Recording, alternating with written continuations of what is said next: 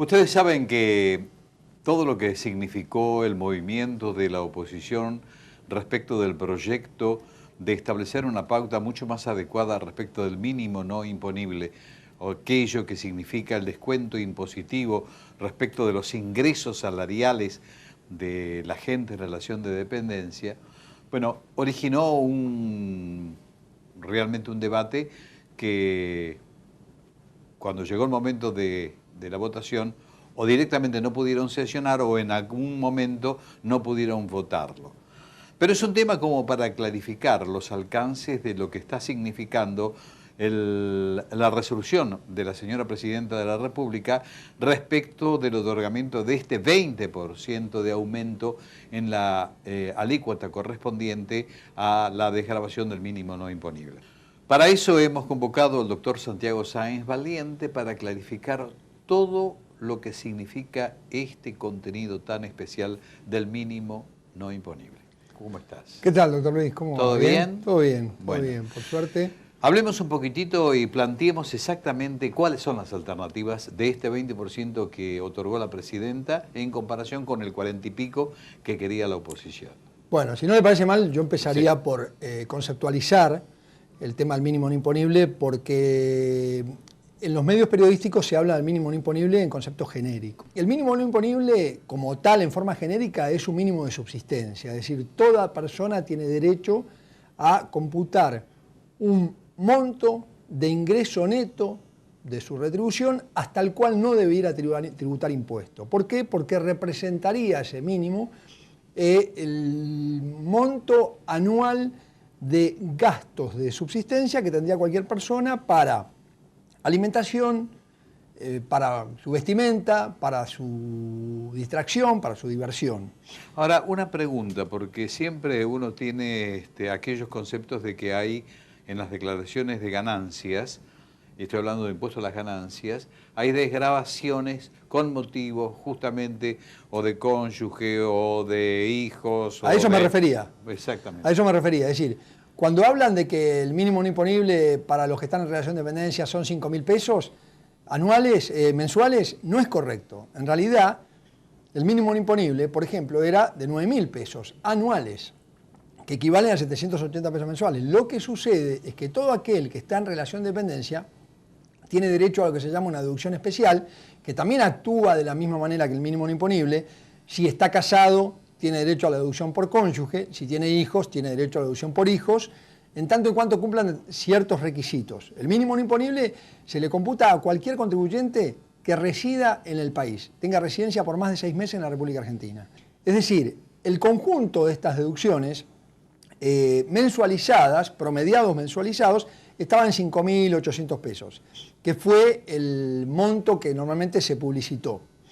A mí lo que me parece muy importante de esto es destacar los dos cambios, o sea, por un lado, comprender que esto está medido en de la misma manera que el ingreso. Es decir, estamos hablando de un sujeto que tiene un ingreso de 6.000 pesos por mes neto de sueldos, porque aquel que está en forma independiente tributa mucho más impuesto. A los efectos de clarificar, dejemos los aspectos técnicos que para el común de la gente son difíciles de entender y vayamos específicamente a lo que es prácticamente la decisión.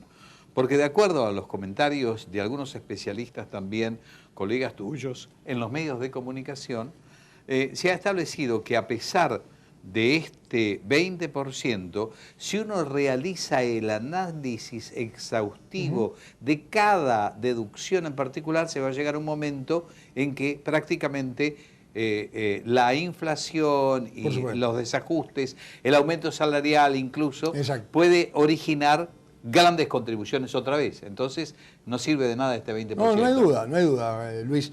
El tema es así. En julio del 2010, la AFIP dictó una resolución por el cual aumentó el mínimo no imponible, en términos generales, todos estos conceptos que lo integran, un 20%. Después determinó que como eso no era legal, porque no había sido por el Congreso por una ley, para modificar la ley que está prevista en el artículo 23 de la Ley de Ganancias, ¿qué se hizo? Se aumentó un 20%, pero por resolución. Entonces después dijo, esto no es legal. Entonces, para liquidar el impuesto final, usted tiene que liquidar sobre la base de los montos que están en la ley, que no tienen el aumento del 20%. Entonces, ¿qué pasa? Para resolverlo, dijeron, bueno, usted ahora tiene que hacer dos liquidaciones. Una, la liquidación oficial, que es con las normas y los mínimos establecidos en la propia ley. Y otra aparte, con cómo hubiera sido su impuesto con el aumento del 20%. La diferencia, yo le permito que la difiera para abril del 2012. Otro tema que tiene relación con esto. Digamos, hablemos de un sueldo de 10.000 pesos. Si deducimos el 20% que llega, no sé cuánto es el mínimo ahora con el 20%. El mínimo ahora con el 20% es de 12.960 anual. ¿Anual? Anual. 12.000. El mínimo no imponible, momento. Después tenemos la deducción especial, que son 62.000. Es decir, el total para un soltero le da 68.000 dividido 12, le da 6.000 pesos por mes más o menos. Y para un casado 8.000 y pico. Y para un casado 8.000. O sea, que si gana 10.000, tendría que tributar sobre los 2.000. Por supuesto, sobre la diferencia. Únicamente sobre la diferencia. Sobre la diferencia. Porque en algún momento hubo una distorsión y después cuando sumaba el año le daba un cálculo completamente realmente muy complicado. Hay distorsiones sin duda. El saldo, el impuesto que tiene que pagar es sobre la diferencia, cubiertos los mínimos, pero también, por supuesto, hay deducciones directas, como estábamos hablando recién, de intereses de un préstamo hipotecario si tuviera, del servicio doméstico, de los pagos de autónomos si estuviera en forma independiente. Lo que digo es muy distinto el impuesto de una persona en relación de dependencia de una persona que está en forma independiente. El independiente paga mucho más impuestos. Para terminar, ¿cuál sería el porcentaje ideal como para que la gente pudiera realmente tener una diferencia adecuada o que pudiera sobrevivir realmente según el costo de vida? A ver, actual. El tema, te doy dos datos. Un sueldo del mes de agosto del 2001, que estaba en 500 pesos, 500 dólares, hoy con todos los no remunerativos y todo, está en 5.000. Insisto, hay muchos conceptos que deben modificarse su actualización. Y lo más grave de todo, la tabla de determinación del impuesto, cuando supera los 120.000 pesos anuales de ganancia que esté agravada, paga el 35%. La misma persona que gana 5 millones de pesos anuales o 200.000 pesos anuales paga el 35%, lo cual saca toda progresividad a un impuesto que tiene. ¿Pero paga el 35% sobre las diferencias o sobre el total?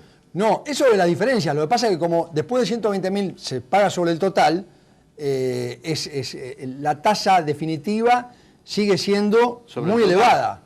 Muy elevada. Bueno, espero que en algún momento alguien lo vea sinceramente y no pasen por alto y piensen que son estúpidos todos los que trabajan. Gracias por venir. No, gracias a usted, Luis. Hasta luego.